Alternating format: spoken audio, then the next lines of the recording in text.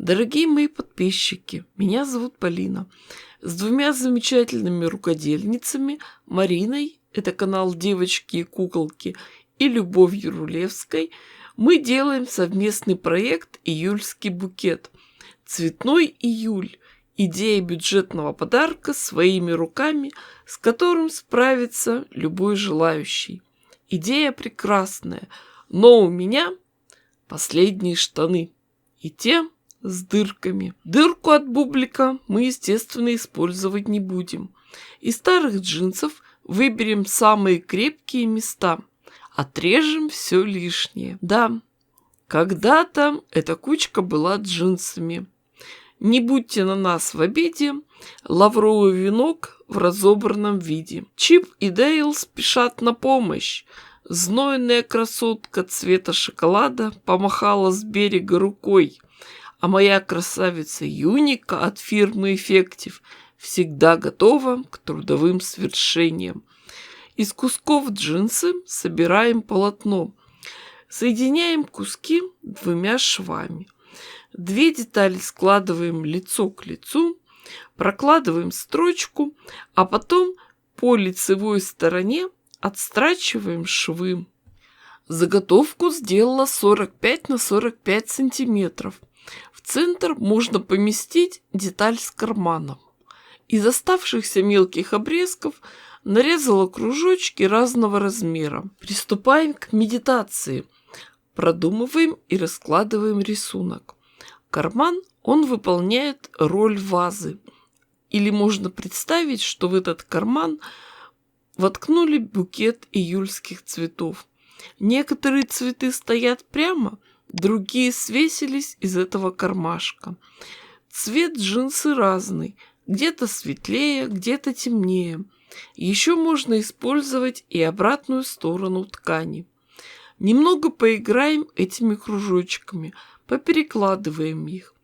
При всей монотонности этой работы это, наверное, самое прекрасное, когда своими руками творишь эксклюзив. Процесс творчества дает хорошее настроение, умиротворяет, замедляет скоротечность времени. Перед дальнейшей работой можно сделать еще следующее. Все эти мелкие детали закрепить на основе. Я это сделала с помощью клеевой паутинки и утюга. А для декора возьмем самые простые катушечные нитки. Чтобы при работе полотно лежало ровно, воспользуемся самодельным приставным столиком. Моя машинка может выполнить просто невероятное количество декоративных строчек, но я буду шить только самой простой прямой строчкой. Шов будем прокладывать вперед и назад. При необходимости полотно можно просто разворачивать на игле. При шитье листиков прошиваем основные жилки. Дизайн картинки мне хотелось сделать максимально простым, как будто рисовал маленький ребенок.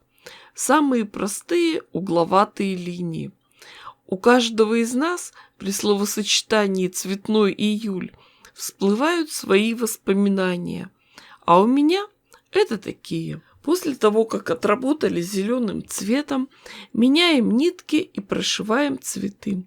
Знаете, когда занимаешься творчеством, шитьем, очень быстро избавляешься от тревог. Невозможно одновременно шить и думать о плохом. Маленькие кружочки, цветы, решила прошить оранжевыми нитками. Шьем просто, прямой и обратной строчкой. Знаю, что многих останавливает мысль. Мастер шьет на дорогой швейной машинке, поэтому у него так хорошо получается. На самом деле эту красоту можно легко прошить и просто на руках. Мне захотелось еще более оттенить светло-зеленым цветом листочки. После того, как прошили один листок, нитки можно не обрывать. Просто прокладываем строчку по свободному полю к следующему листику. Так постепенно шьем и шьем. Главное – это ваша фантазия. Захотелось именно этого цвета, именно в это место. Делаем. Все на уровне интуиции. Ну и настроение, конечно. Сколько раз замечала. Начинаешь делать работу, не успеешь ее закончить в один день, а на завтра получается уже по-другому. Заготовку решила оформить в подушку, декоративную наволочку.